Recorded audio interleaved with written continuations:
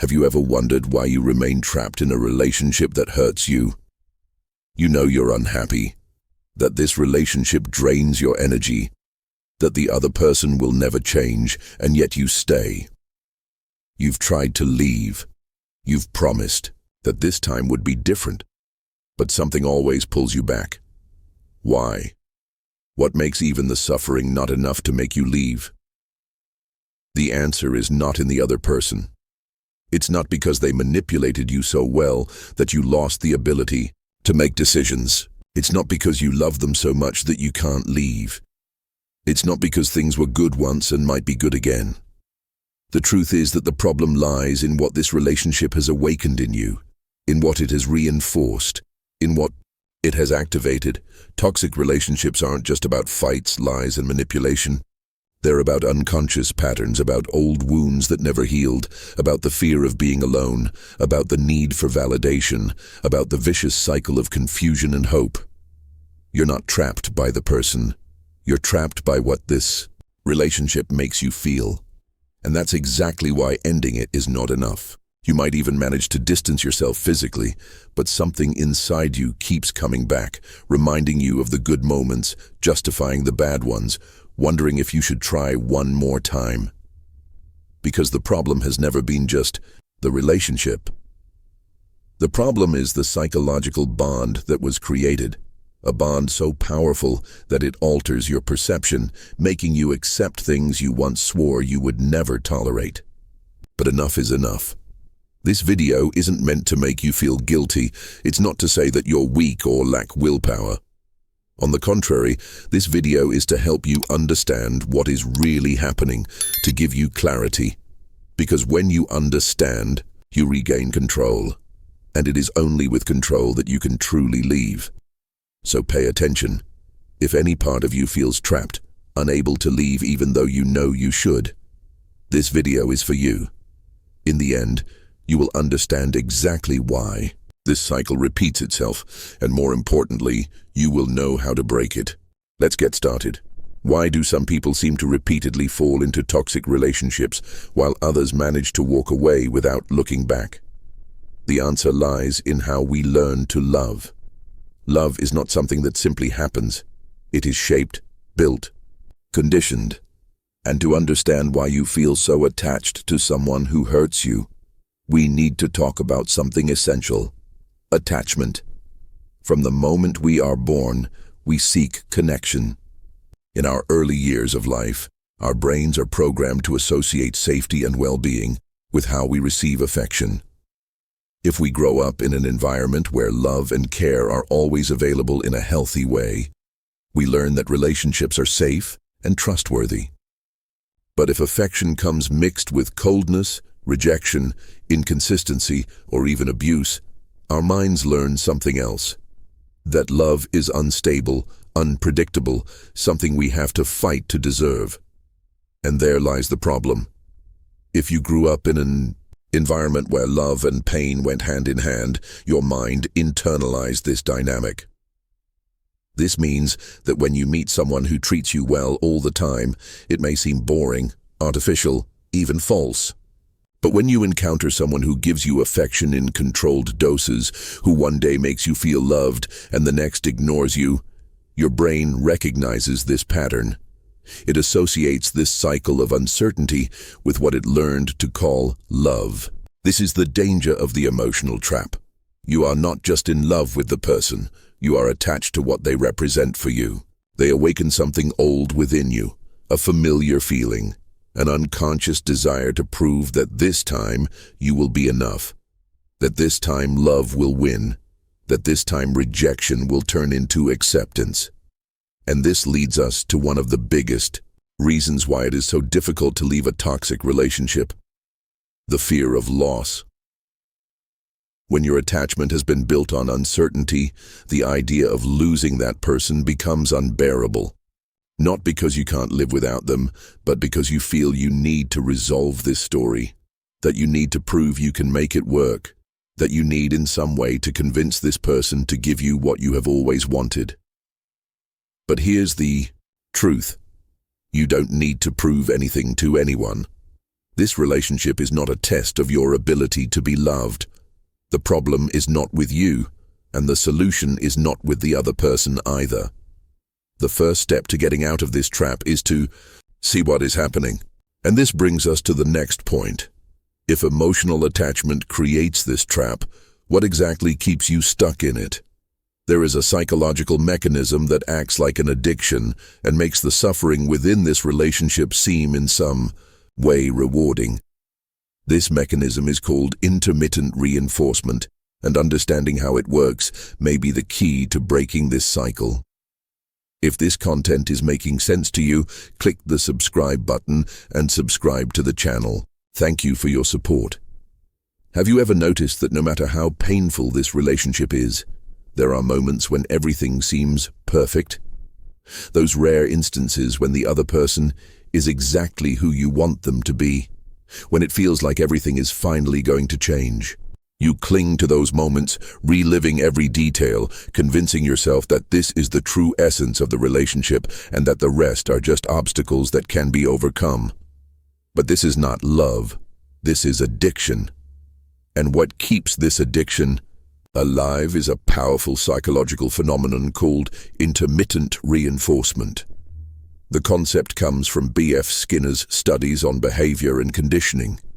In experiments with animals, Skinner discovered that the most effective way to keep someone hooked on a habit was to reward them unpredictably. Instead of giving food every time a rat pressed a lever, scientists began to give food only occasionally, without a defined pattern. The result? The rats became obsessed. They pressed the lever repeatedly, desperate for the next reward, unable to stop. Now replace the rats with human beings and the lever with your relationship. It works the same way. If the other person were cruel all the time, leaving would be easy. But they give you small, random doses of affection, making you keep trying, always hoping for the next emotional reward.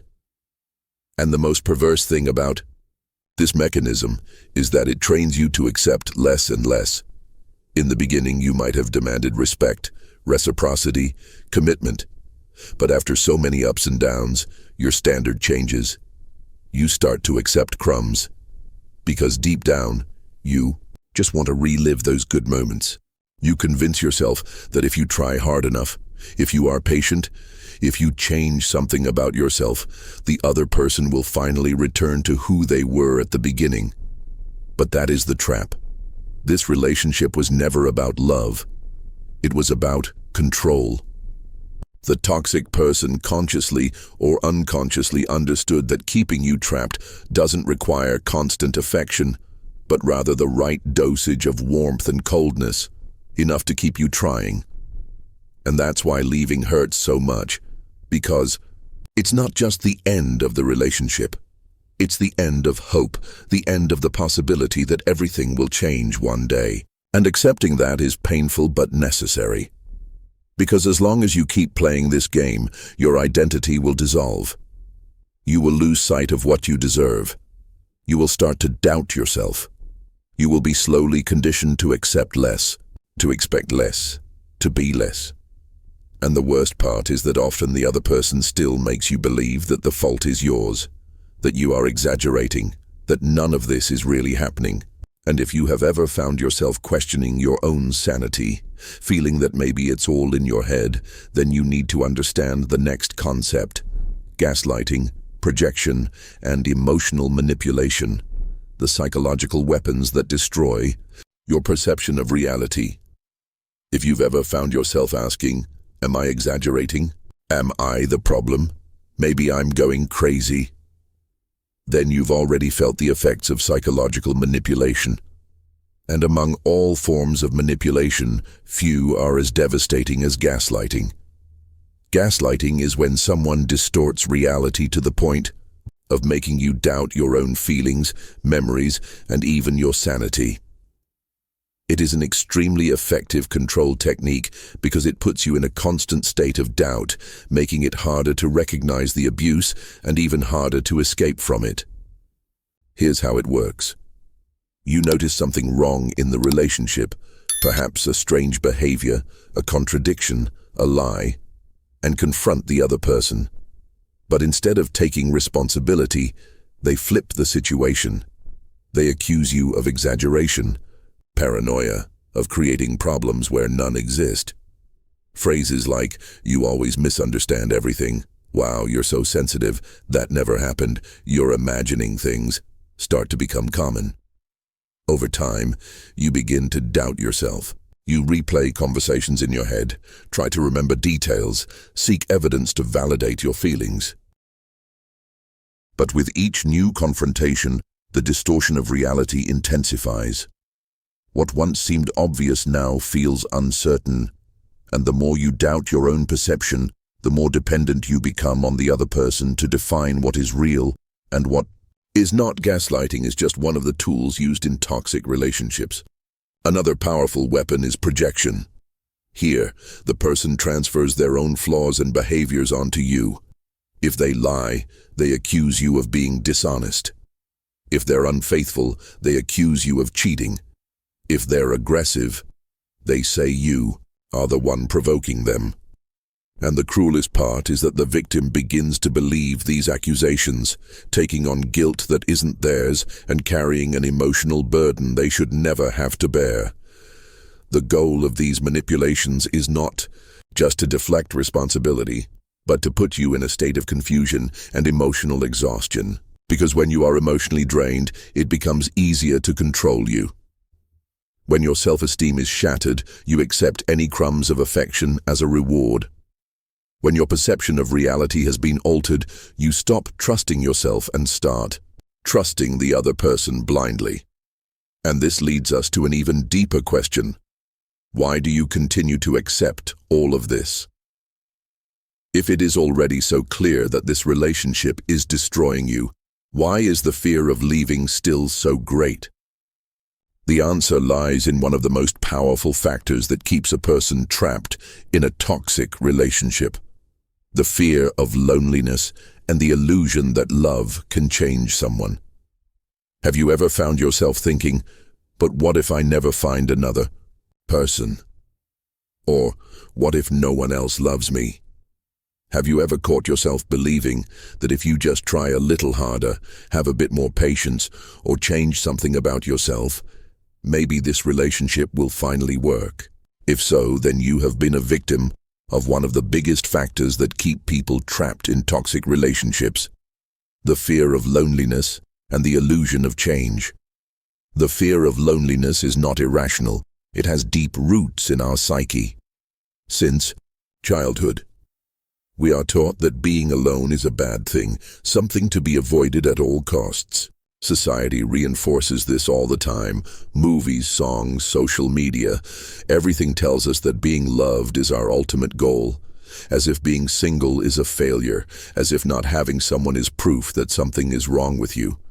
Now combine that fear with a relationship that has destroyed your self-esteem, a relationship where you were conditioned to believe that no one else would understand you, that no one else would accept you the way this person does, that no one else would love you like this. The result? You convince yourself that leaving would be a mistake, that it would be better to endure what is bad than to risk being alone. But what if I told you that what you are feeling is not fear of loneliness, that what you are actually feeling is emotional withdrawal? Toxic relationships create a state of dependency similar to addiction. You are not just attached to the person, you are trapped by hope.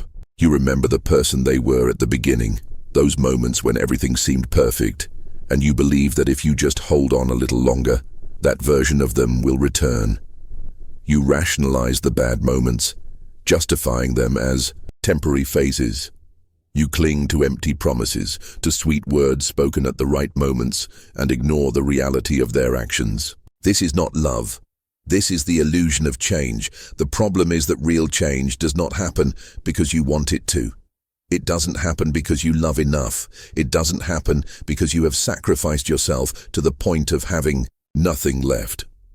True change only happens when the person recognizes the problem and has a genuine desire to transform.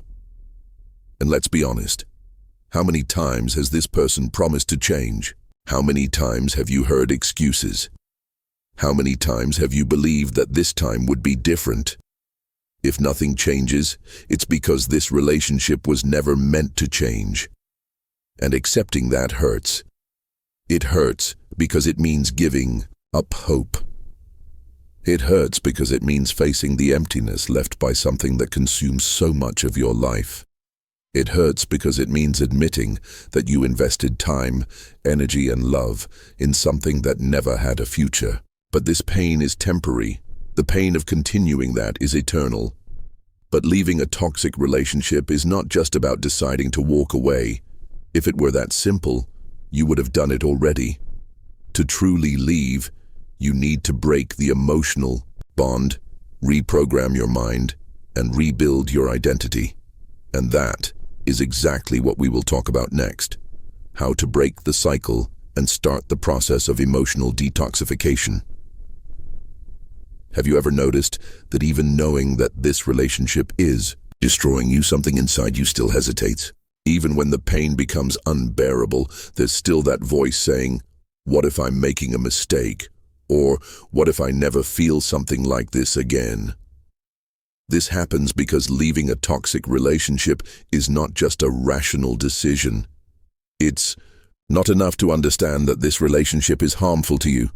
You need to reprogram the way your brain associates love, validation, and even your own identity. You need to go through a true process of emotional detoxification. Yes, detoxification. Because this relationship functioned like a drug. Every little dose of affection was a reinforcement to keep you trapped. Every moment of hope was an addictive stimulus. And now, just like an addiction, you need to cut this cycle definitively to regain your freedom. But how to do that? How to finally break this bond that seems unbreakable? If you want to truly heal, you cannot maintain contact. And that means no messages, no calls, no "let's stay friends." Any contact you have with this person reactivates the emotional conditioning and pulls you back into the spiral of confusion. You might think, but what if he or she changes? What if he realizes what he lost? But here's the truth. If this person were capable of changing, they would have already done it. If they truly valued you, they wouldn't have brought you to this point. What they feel is not regret. It's fear of losing control over you. And maybe you think, but I just want closure. You don't need that. You already know everything you need to know. The closure you want is not an answer. It's a last reason to stay. So cut it. Cut everything. Block them on your phone. Leave social media. Don't accept crumbs and get ready, because when you finally do this, the emotional withdrawal will hit hard. In the first few days, you will feel an emptiness. Your brain has been conditioned to seek this person to feel complete, so their absence may seem unbearable. But this is not longing. This is withdrawal. The problem is that your brain will try to convince you to go back. You will only remember the good moments, forget the suffering, and think, maybe I overreacted. But that's just your addiction trying to pull you back. The best way to get through this phase is to replace the old pattern with a new one. Fill that emptiness with something else. Get into a routine that keeps you busy, exercise, read, hang out with friends who make you feel good. And above all, don't romanticize the past. Make a list of everything this person did to hurt you and reread it whenever you feel like going back. Toxic relationships destroy self-esteem. You've gotten used to seeing yourself through the eyes of the other. You were taught to believe that you are not enough, that you will never be truly loved, that you need to change to be accepted. Now it's time to reprogram yourself. You need to ask yourself, who was I before this relationship? What did I like? What made me happy? What did I abandon to fit into this relationship? Recovering means rediscovering yourself. It means finding your voice, your desires, your autonomy again. You don't need a relationship to be whole. This idea was planted in your head by a society that profits from your insecurity. But the truth is that the love that truly matters, and the only one that can heal you, is self-love. And that's exactly what we will talk about now, because leaving a toxic relationship is not the end. It's the beginning of something much greater. And true liberation only happens when you finally choose yourself. There comes a moment when you need to make a decision to continue destroying yourself in the name of a love that was never real, or finally choose yourself. Because in the end, it doesn't matter what the other person feels. It doesn't matter what they promised. It doesn't matter how many times they said they would change. What really matters is what you accept for your life. And maybe at that moment, you still feel doubt. Maybe that voice inside you is still saying, but what if it's different? What if I'm exaggerating? What if I never find someone else? That voice is not yours. That voice was implanted over time, reinforced by every crumb of affection you were made to accept, by every cycle of manipulation that destroyed your self-confidence, by every time you put your own well-being second to please someone who never truly cared about you. But now you know, now you see, now you have a choice. And I need to be direct with you. No one is going to save you. No answer will come out of nowhere. No divine revelation will free you from this cycle. Either you make this decision, or you keep repeating this pattern until there is nothing left of you. Because that is the fate of those who remain in a toxic relationship, an emotional exhaustion so great that you completely lose yourself. You stop knowing who you are, what you like, what you want. You reduce yourself to a secondary role in someone else's life, and when you realize this, it may be too late. So stop. Choose to leave. Choose to break the cycle. Choose to rebuild yourself. And don't think that this means it will be easy. On the contrary, the first days will be the hardest. You will miss them. You will want to go back. You will question if you did the right thing. But over time, something incredible will happen. The fog will start to lift. Your mind will become clearer. You will realize that that love was never love.